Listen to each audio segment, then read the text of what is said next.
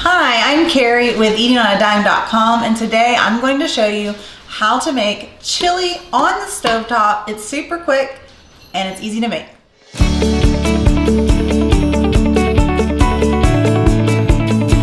Okay, let's get cooking. We're gonna make a 30-minute chili on your stovetop. Again, I'm using like a travel burner just because it's hard for me to film since I don't have another side on my stovetop. So you're just gonna be making this in your stovetop. I am using like a Dutch oven, but any large pan will work for this recipe. I just really like mine. I like how sturdy it is. I like how it evenly cooks. But you do you, boo, right? Okay, so today we're making that chili recipe. I love me some chili. And throughout this, we're gonna be giving you my tips and tricks to making the best chili. So let's get this turned on. I already have inside here a couple pounds of ground beef that I've already pre-browned just to make it easier on the live, so you don't have to sit here, you know, and watch me brown beef. That's no fun. So the first thing you're gonna wanna do is you're gonna wanna add in your onion that I've already chopped, about a half an onion, diced up really small. And we're gonna kind of saute those together with the beef. Got a little skin on there. If you have super picky kids, make sure you dice them up really small because they'll become kind of translucent and just disappear in your chili. Speaking of that, let's talk about the beef real quick. Beef prices are so crazy right now. So I highly recommend you can do 50% beef and 50% ground turkey. The reason is ground turkey is cheaper, but what you do is when you cook them together, so you don't want to brown one and brown the other. You want to brown them all together. When you cook them together, the turkey will take on the flavor of the beef and it will look like the beef, and you'll be able to stretch your budget that way. If you just use ground turkey, it's going to taste like ground turkey and it's going to look like ground turkey. And so it might freak out your kids that are used to eating all the beef. But, which is fine. I love some ground turkey recipes, some ground chicken recipes. I'm not against that. I'm just trying to give you a tip to help you save a little bit money without sacrificing protein or taste. The other thing you can do if you're wanting to save some money is go lighter on the meat and bump up your beans. In this recipe, we're going to do 2 cans of beans, but you could easily do 3 or 4 and just have a little bit less meat because you're going to have some little bit of protein and carbs in here. And that'll help stretch your budget. So chili is kind of one of those things that you can pretty much do anything and make it super versatile. If you need the recipe, I do have a link in the description, but if you can't find it, just say recipe below and we will send you the link to the recipe. So drop the word recipe below. It'll automatically send you to our favorite 30-minute chili, 30 minutes or less, and you have a hot bowl of chili, perfect for a cold, snowy day. It has started snowing here in Oklahoma, and we are ready for a big pot of chili. Okay, so the onions are getting soft. So now I'm gonna start throwing in my seasonings. We're gonna do a little bit of garlic salt. I think the recipe says like a teaspoon, but I go a little heavy on my garlic salt. You do you. Then you're gonna need a couple tablespoons of chili seasoning. I am using my homemade chili seasoning. I whipped it up before we hopped on the video. Also, we can go to eatingonadime.com and you can find that homemade chili seasoning. Stop buying the store-bought stuff when you can make it. You have all the seasonings you need. So you don't need to buy that packet stuff that has a bunch of junk in it that you can't pronounce. We got you, right? Let me stir this around real quick. It's already smelling like chili in here. Can you get excited for me?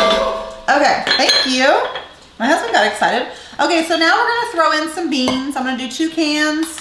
I have an extra can, I might throw that in there actually, just to bump up for my hungry boys. Now, back in the old days, I used to not drain my beans because I wanted it thickened, but there's a lot of sodium, so I'm going to actually drain them real quick. I'm not going to rinse them like sometimes I do, so that way the stuff in there, the starchiness will still add as a thickening agent in your chili, but it'll help cut down a little bit of the sodium. I'm gonna just rinse just a little bit. There we go. So I just drained them a little bit and just did a little bit of a water over them just to get rid of some of that extra sodium in there. Okay, yummy. Oh, honey? Yeah. Oh, no, here it is. Never mind. I'm a hot mess today. You know, give me a slow day and I just cannot get my life together. Anybody else? Okay, so, oh, this one. We're going to throw in a can of tomato sauce. And you got to make that sound. We're going to use this tomato sauce to throw in about a can of water. You eyeball it. You can use beef broth if you want to, but honestly, this has so much flavor, you don't even have to. Save you the money and just do water. Then we're going to do crushed tomatoes. Now the recipe says for 2 cans, but I just got 1 giant can. When I say I meant my husband, because he ran and got some stuff this morning before the weather kicked in because I really wanted chili tonight. So shout out to the hubs, everybody. Say good job, hubs. It's gonna be good, friends. It's gonna be good. Let me grab a spoon to stir this around. Okay, so while I stir this, let's chat it up, guys. If you cannot find the recipe, go to eatingonadime.com. You can search quick chili and you'll find it. I do have a link in the description, or you can always just say recipe below and we'll send it to you. See, look, it has this beautiful, I know it's hard for you to see, but it has this beautiful consistency. So here's the trick. What you're going to do is you're going to bring this to a boil.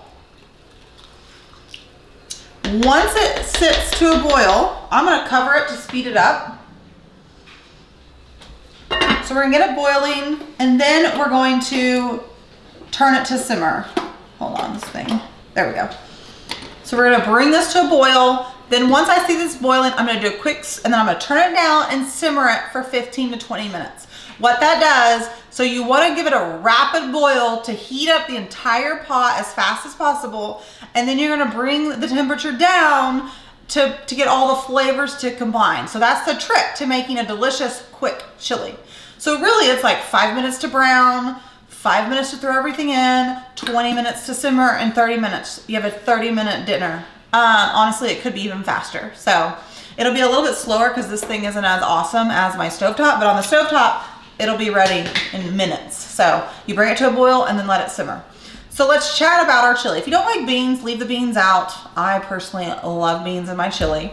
I am working actually on a post on ways to use leftover chili because I think that's so great. We do it all, we leftover chili on everything. But what I want to say is if you're really wanting to bump up the flavor, you can add vegetables to this chili. And I know you're probably like, what is this woman talking about? You cannot add vegetables to chili. No, you really can. Things that are so good in your chili. And if you have really picky kids, you can use like a food processor to like chop them up really, really tiny. So when you throw in the onion, you can throw in zucchini, you can throw in squash, you can throw in shredded carrots.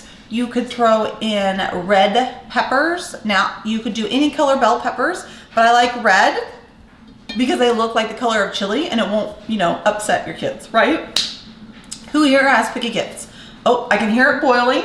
So what I'm gonna do is, make sure this isn't too hot. You can see it, it's boiling. So we brought the temperature up. Now we're just going to bring it down and let it simmer. I just wanted to scrape off the bottom. Make sure when you stir your pot of chili, so I'm turning it down to like medium, low, and then 15 minutes, dinner's done. When you stir, I will check it randomly and stir it, but when you stir your chili, make sure you are scraping the bottom of the pan when you stir. So instead of just stirring the top portion, the trick is you want to scrape the bottom. Now, this is the perfect example of why there's no reason not to get dinner done. This was a delicious, but yet really simple and easy dinner idea. So anyway, that's it. The hardest part is, do I want Fritos, saltines, or cornbread with my chili, right? Who here gets that? I want to know below. Saltines, Fritos, or saltines, like crackers, Fritos, for like Frito chili pie, or cornbread. What do you like with your chili? Let me know below.